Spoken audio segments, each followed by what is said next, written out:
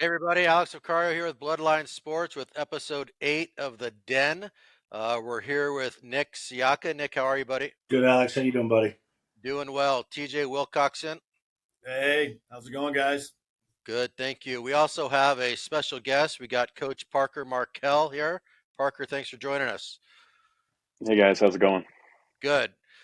So today on this episode, we're going to talk about the Arizona Collegiate Wood Bat League that's about to kick off here.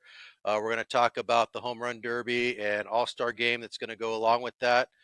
But we're here mostly to talk to Parker and find out what he's all about.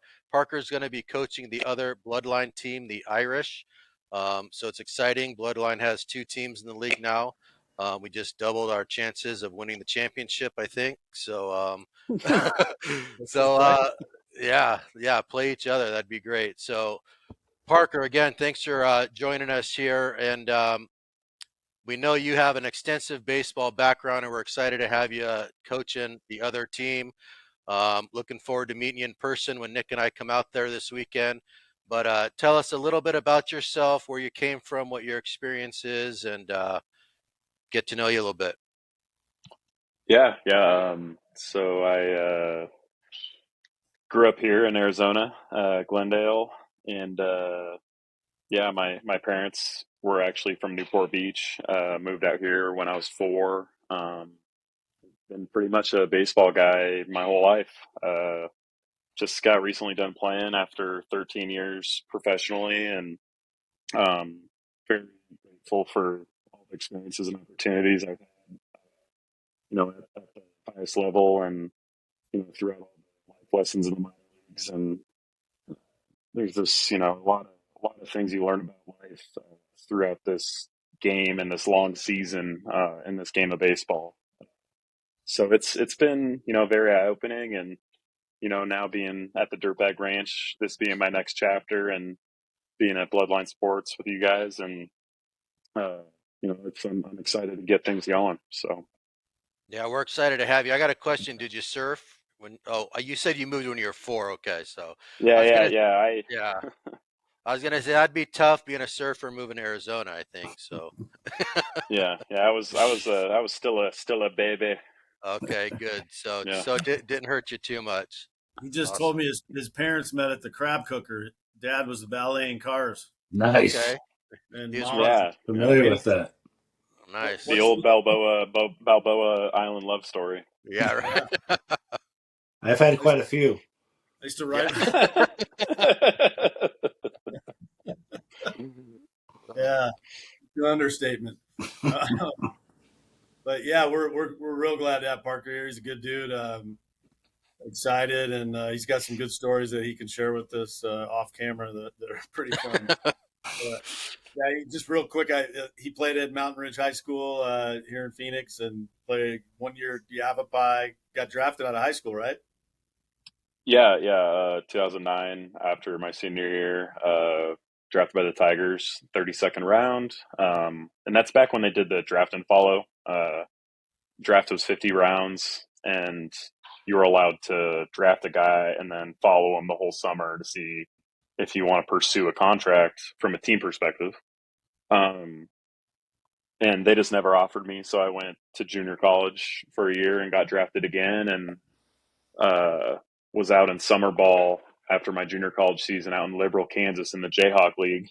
And I basically, long story short, I had 3 different options. I could have gone back to Yavapai for my sophomore year. I could have gone to USC, which that's probably where I was going to end up going. But then the draft happened. I got drafted, and it was either SC or there. And I was actually telling TJ this the other day, while I was staying at my host parents' house in middle Liberal, Kansas, man, just middle of nowhere. Uh, USC came out and watched me pitch, and I shoved, like, I just freaking died. It was just one of those games, and I started, and I think it was like 13 punchies through like 6 or 7, and USC called me that night, and they're like, "Yeah, we'll give you 85%, blah blah blah." I'm like, "Holy moly!" Like, parents are gonna go nuts. So they send me a packet, and this packet is the full rundown of USC and all this stuff, and there's a requirement that I have to write a 10-page paper, non-double spaced on why I wanted to go to USC. And You're like, out, out. I'm like, yeah. So I'm like, okay, so I'm playing pro ball. That's literally how it went. Cause I was like, I do not feel like, I was 19 in summer ball, and, all those kids were, wild party animals and, That's funny. doing the full college summer ball routine. And I don't know. I was an okay high school student. I'm just very happy I ended up developing a plus slider to pay for my mortgage.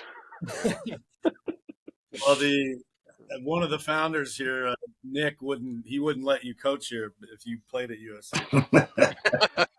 Hey, when they were recruiting me, it was Chad Kruger, Doyle Wilson, and who's Tom House. And I was on a conference call with them when they offered me, and this is when they were doo-doo. Like, I looked it up when they offered me, and they were like last in the Pac 10 or 12 or whatever it was at the time, and everything. And the program was upside down, so that was another reason why I kind of wanted to just go pro ball. But yeah, I don't know, man. I'm like I said, I'm grateful for all the opportunities it's brought me and all the connections that it's brought me throughout the years. So But how great is this? Is like now you're coaching the Irish. yeah. No, I'm pumped to start coaching, man. This has been my calling, I feel like, for a long time. And just everyone's journey and story to the big leagues, if they get there, is different. And there's a small percentage of, those people, that do the typical get drafted in the first 5 rounds, go to low A, high, double A, triple A, big leagues. Like, that fairy tale type of story does happen, yes, but the other 95% of us it's a roller coaster, and it's, managing the ups and downs and the curveballs in life. And, it took me 10 years to get to the big leagues, and, you know, just went through a lot of different experiences. So, Well, 10 years isn't bad. I'm still working. It's 25 for me so far. Still hey, plugging away. nowadays, man, you got to be a good looking 16-year-old that has a high ceiling that's going to be pitching in the big leagues forever, man. Yeah. The other day, the Padres promoted one of their 16-year-old prospects to low A, which is The catcher, unheard of. the catcher. Yeah, I think he was Salas. Yep. he was in Yeah. spring training with them, I think. Yeah, he Yeah, was. he's supposed to be a stud, but the Yeah. kid just got his license here in the States. It's like, and essentially he could be in the big leagues, 17, 18 years old if he stays on the projection he's on. Wow. Just wild, man. The game's changing. And, I always joke with people, and I'm a 32 and I spent 13 years of playing, but I always joke with people, like, right now I'm 32 in minor league years, 32 in major league years, but Mm-hmm. I'm like 42 in minor league years, Yeah. because just the scale changes at the AAA and big league level with stuff like that. So it's just, Hmm. it's just managing the roller coaster of this crazy profession that we try to love. Yeah. Yeah, but it does bring it. It brings it back. Like, my two best friends are right here on this camera, and it's because of baseball. And Mm-hmm. it's like a lot of my business opportunities through the years is because of baseball. And it's just, it's a good fraternity, and I think baseball players are unique, that we understand that we have to earn it, right? And we don't get stuff handed to us. So, it's a very cool fraternity, and it lasts a lifetime. So we're excited to Yeah. have you aboard. Yeah, very excited. So let's Yeah. what we're so excited about is we're playing a week from tonight. The Irish will be playing the T Rex, which is Rex Gonzalez, brother of Luis, and then the Rebels will be playing Team Dinger, which is Chad Moeller, ex Major League Baseball players, were Diamondback catcher, and yeah, we're excited. It's going to be full throttle starting next Monday through Thursday, and can't wait. Where'd Parker go? Sorry. Yeah, I'm listening. I'm listening. Sorry. All I was right. trying to put my phone fell under the couch. So, and then Nick and Alex are going to come out. So we'll have the full Bloodline ensemble. We'll also have the two other coaches. We have Chad Cook, who is my age, played at Scottsdale Community when I was at Phoenix, and then he went on to play at Redlands.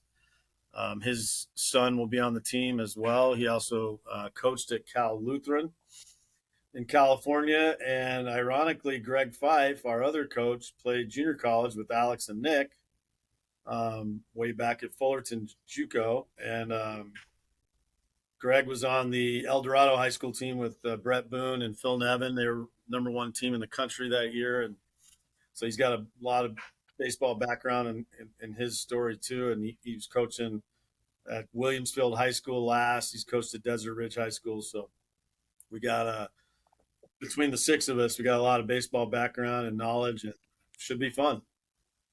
Yeah, that's good news. That's awesome. That's Yeah. that's what you want. You want good people in your circle. Yeah, for sure.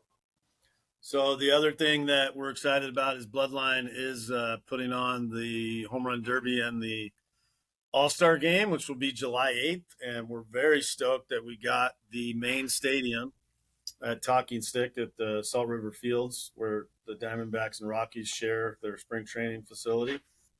All of our games are on the outside, which are great fields, great lights.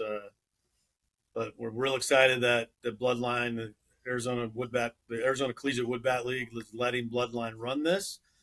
And we got a major sponsor that's going to help us. We got a lot of local restaurants and baseball related teams with us to sponsor. We also have Acid Rainwater, Birdman Bats. Really cool. We're going to have a Little League Home Run Derby, and we'll get Team Dingers and T-Rex and the Dirtbags out there and hit some dingers with some cones out, and then they'll get the shag with the Big Boy Home Run Derby. We'll have a recognition of some local all-state guys and some teams, which will be good. And then we'll get right into the game. Hey, hold on. I got a question. TJ, if I'm a player, how do I make the home run derby? How do I get into that? You just got to hit one. All right. Nice. If you hit one, you're in. Obviously, the coach can, suggest a guy playing it, even though he hasn't had one, because we start July 12th. June 12th is the season. July 8th event, and then we'll still have 2 more weeks in playoffs after that. So That was about my season average, so I would be in it. Yeah, you'd be Yeah. in. Yeah. Yeah. We might win it. You never know. Yeah. How many did Nick hit in T-ball 1 year? 93, I think. I was a little bit huskier back then. But we're gonna do an 11-inning game because we have 22 teams in the league. So each team will have a pitcher in the game, which is gonna be tough because for us last year we could have had maybe 2 or 3 pitchers that would have been in the game. But what we'll do to keep it moving and it's an 11-inning game going fast is each kid's gonna pitch 1 inning. And we'll play 11 full innings regardless of the score. We'll have 3 catchers. We'll have 6 outfielders. We'll have 4 middles and 4 corners for each roster. So that's what's that? 14, 28 total. 17, and 11. Yeah, 28 kids on the team. We'll obviously recognize them. They'll be in the program, and we'll talk about their bio and what school they're at, and what school they're wanting to go to, or where they're returning. So it'll be a great night. Hoping to have a lot of people there, and we'll have some some of our sponsors will have some booths up, and we'll have merchandise. We'll have Bloodline Sports hats. We'll have Arizona Collegiate League hats, shirts, the programs. We'll have the Birdman bats, and it's going to be a good night. We're really excited. We'll hopefully continue and do this every year. Did you mention where this is going to be held? Yeah, it's at Salt River Fields of the big stadium, Talking Stick, which is right off the 101 and Talking Stick Road. Great facility. We do have a couple games, this is exciting too. So on Tuesday next week, our second game, we're actually playing each other. The Rebels are playing the Irish, and that's going to be down at Legacy. And I need to. Do you guys remember? Well, you guys didn't come out last year, did you? We did, yeah, for a little Did you bit. go to Legacy? Have you played? You haven't played at Legacy, Parker. I mean, it's a turf. I'm assuming we have to wear turf shoes, right? It's a turf field. I mean, it's usually molds Yeah, if you're on a turf well, that's field. right. So like if the yeah, you can go molded cleats, but I mean, I guess it just depends on the rules for the field. I think it is molded. I remember that, but I Or remember. turfs. I mean, it's kind of player preference, but I mean, you Yeah, want to stay away from spikes unless you're a pitcher. well, that's a great facility. I hope they hang in there. I think the city's going to have to take it over, but the fields are awesome. They got each field has like $1 million cooling system under the turf. It gets Is so hot. the mound dirt or turf? Turf. Oh, okay. Yeah, it's they're good. They're good fields, and the great thing with this, the facilities are awesome. Parents, fans, girlfriends, grandparents don't have to pay, which is really cool.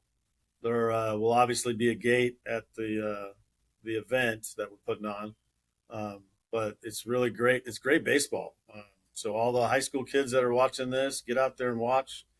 See what it's a good way to size yourself up, see where you're at with these other guys, and we should, for my standpoint, I think this will be my third year in the league. I think it'll be the most competitive league of the three that I've been a part of, that we've been a part of. And I didn't realize this, but I guess they were like incredible league during COVID when everybody was shut down. They had kids from Stanford and Oregon State, and Central Arizona had their own team in it. And he said it was 94 plus like every night. So that's awesome because I thought 2021 we saw 90 quite a bit, almost every night. And then last year was a little bit once a week. We had a couple guys throwing 90. It was more about 86, 87. Still good pitch, don't get me wrong, but I thought we saw more velocity 2 years ago, but I think we'll see a lot more this year. I mean, we got to have 4 or 5 guys that are throwing for us that are going to be chucking in the 90s, at least. Yeah. So I'm assuming we're going to see that as well. So it's a great league. It's what I love about the league. If you're going to compare it to the Jayhawk League that Parker played in, the Northwoods League, these leagues. I mean, how many games did you play in the Jayhawk League? A ton, wasn't it? Um, I don't, man. I would have to go back and look online because Because I looked at that's a the big Jayhawk League a few months ago, and they play like 75 games. They don't even get weekends off. Like they're seven. playing. That's a lot. Yeah. Yeah, they're playing 4th of July. They're playing double headers. Now they get 3,000 people in each stadium. They have a bunch of different stadiums, so it's a really cool environment. But for ours, it's 24 games. It's quick. You have time to work out Mhm. on the weekends. You got time to get some work in before you go back to school. So to me, I don't think you can beat it for the price, the facility, the And you comp. think with how many scouts, and within professional organizations that are out here in Arizona, just kind of going through their rounds, like you're Yeah, gonna have more eyes on you being playing at big league spring training facilities. So it's you know just trying to get more eyes on more people playing and trying to get some exposure. yeah, and that's what I want to do a little bit better job this year is, um, putting out. I don't really care. I'm not a stat guy, right? But putting out, some top performers. Posting our wins and the scores, and posting a couple guys each night that had good nights, and especially if they're uncommitted. We don't have too many uncommitted. Most of them are JUCO guys that are looking for a 4-year school. But I think if we that's part of what we started Bloodline for, was to help kids and promote them. one good thing, one of our players, his father's a scout for the Mets. Didn't he sign you, Brian Reed? Oh yeah, Brian Reed. Yeah. He was the out of high school. He was the scout that drafted me out of high school. Yeah. So his son's Small world. Jackson is going to play. So we're going to have two Jacksons in the outfield, my son and his son. And Nice. he's a good little player. He's going to, I always screw this up, Phoenix or South Mountain, one of those. Hey, any JUCO and AZ is good baseball. It is. Yeah, exactly. And it really, that's what makes the league good, is because primarily it's the kids in that league that are playing it. Yeah, the ACCACACCACAC, Exactly. whatever the hell that conference is called. Yeah. I could never say I always mess it up. Arizona Community College Athletic. Mission or Yes. conference. Conference. Too many A's and C's. Yeah, I'm like, But yeah, so it's too many letters for a junior college guy anyway. Yeah, right. Maybe if you're a D1 guy, maybe you can handle that. I don't know. well, I think they tried to simplify it. Right? Yeah. Well, yeah, I went to PC, Phoenix College, and we would say, "Where do you play?" We say FK because we didn't know how to spell. That's how you spell Phoenix College. But really, I mean, it is. It's true. It's most of that league are the guys that could play at Texas A&M, but they got no grades. You know, there's dudes out Yeah. there, and I think I'm trying to think who made it for. Was it Glendale that made it? That went to the College World Series. But the league is so good that there's a Division One and Division Two. One of the divisions gets an automatic berth to the College World Series, Wow. where everyone else has to win their local and then go to a regional. So that's how good the league is. They get an automatic berth. That's the Grand Junction. Yeah. Yeah. And there's Grand Junction, and then there's another one in Oklahoma, I think, or Michigan. Yeah. The year that 2010 Bryce Harper's team won it all, surprisingly. Yeah, when he was And 16. when he was 16 playing with college kids. Yeah. Did you guys make a run at Yavapai? We got to the championship here in Arizona. Well, obviously, but we won the first game, lost the next two against Central. Central's the team who ended up going. We faced College of Southern Nevada 6 times that year, and that team actually was probably the most loaded team we had or played. Team, right? That was Bryce Harper's team, and I mean it was a man against boys. You know, at age 16, and I was 19. It was just didn't make any sense. But yeah, he was catching, and he was, you know, you could just tell Coaching, there was probably 80 catching. scouts. Yeah, right field, pitching. I mean, he was topping out at 96, 97 as a reliever, and scouts were just, you know, going nuts. And I faced him once. I got behind him 2-0, and I threw him a changeup, and he flat out to right. And off the bat, I thought it was a 900-foot homer because he takes ginormous hacks, and thankfully I got out of it. But never faced him in pro ball or the big leagues, thankfully. Lost him. But yeah, we'll have to edit it. he was a man against boys, and that team, that CSN team had I want to say 11 guys, 12 guys drafted off of it that year. Like something, it led the nation in guys getting drafted off one team. Wow. Chris Bryant wasn't on that team, was he? No. I know they grew up. There was a few big pitchers that went there because they were all in the same, you know, projection and the same path as Harper. You know, all the kids in that area were, you know, they all wanted to get drafted and go play pro ball. So it's like, let's go play a year at CSN and create a super team. And they had sponsors just, you know, like crazy, like sponsors. They had the freshest gear. That team was freaking loaded. Like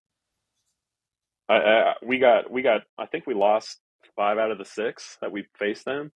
Yeah. Wow. I mean, it was men against boys out there, man. You had a loaded team too, to say that. Yeah. We had 9 or 10 guys drafted off our team. But I mean, this was 50 rounds, you know. But yeah, I was a 1 inning reliever, kind of behind the scenes, in the background kind of guy. Kept quiet, kind of didn't really find my stride for a while. So at Yavapai, I was just kind of a 1 inning, 7th or 8th inning guy.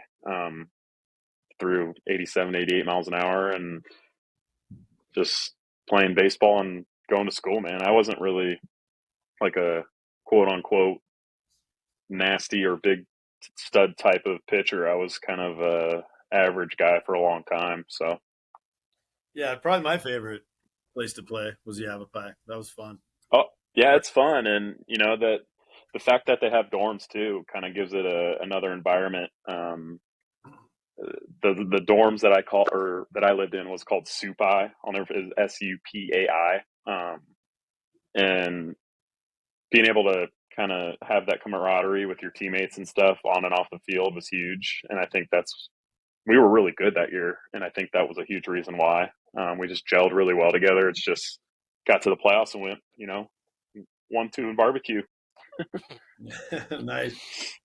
Well, what I want to do is maybe with our schedule, if we could at least do one of these a week, and we can kind of recap the week, maybe on a Friday or Saturday, just do a little 20-minute video and talk about how the games went, talk about some good performances, and hopefully we can help get kids noticed a little more. But yeah, we're excited. I can't believe I've been grinding on this thing since November, and I can't believe it's going to be here next week. So it should be good. So want to leave us or take us out, Nick, with our social media, and we'll talk to you guys Oh soon. yeah, sure. You can find us on Instagram at Bloodline Sports AZ, Twitter at Bloodline Sports, on TikTok at Bloodline Sports, and on YouTube at Bloodline Sports Network. Awesome. And TJ, hey, if they want to get the schedule for the summer league, what's the AZ Collegiate Yeah, Wood it's Bat League website? azsummerball.com. And like I said, we're going to play each other on Tuesday. I mentioned the Monday game real quick. On Wednesday, it looks like that might be our off day. I know everybody's getting an off day on the first week. And then Thursday, to wrap up our first week, we will be playing FCA, who won it all last year. The Irish will. And then our Rebels